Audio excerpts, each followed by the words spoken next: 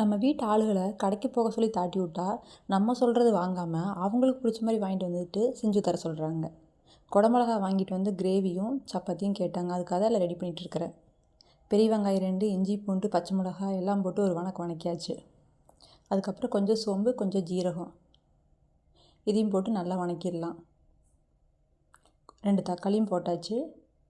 ஒரு 2 நிமிஷம் வணங்கின உடனேயே கொஞ்சம் மஞ்சத்தூள், மிளகாத்தூள், 2 ஸ்பூன் மல்லித்தூள், 2 ஸ்பூன் கறி மசாலா தூள் போட்டாச்சுங்க.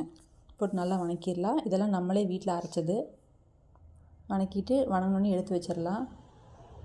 அடுத்து தாளிக்கிறதுக்கு எண்ணெய் ஊற்றி பட்டை, சோம்பு, பிரியாணி இலை, சின்ன வெங்காயம் எல்லாம் போட்டு நல்லா வணக்கியாச்சு. அதுக்குள்ளே நம்ம அரைச்சி வச்சது ஆறிடுச்சு. எல்லாம் ஊற்றிடலாம். கொஞ்சம் உப்பு போட்டு தேவையான அளவு தண்ணி ஊற்றிடலாம். நல்லா கொதிக்கட்டும்.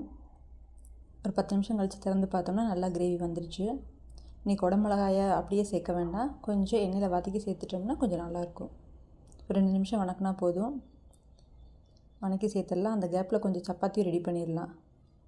வணக்கி இதில் கொட்டிட்டு இது ஒரு 5 நிமிஷம் கொதிக்கட்டும். அதுக்குள்ளே சப்பாத்தி ரெடி பண்ணிடலாம். ஒரு 5 நிமிஷம் கொதிச்சா போதும். எல்லாம் ரெடி ஆயிடுச்சு. சப்பாத்தியும் ரெடி ஆயிடுச்சு. சப்பாத்தியும் குடமிளகா கிரேவியும் டேஸ்ட் நல்லாயிருக்கும். இந்தாங்க ஒரு வாய் சாப்பிட்டு பாருங்கள்.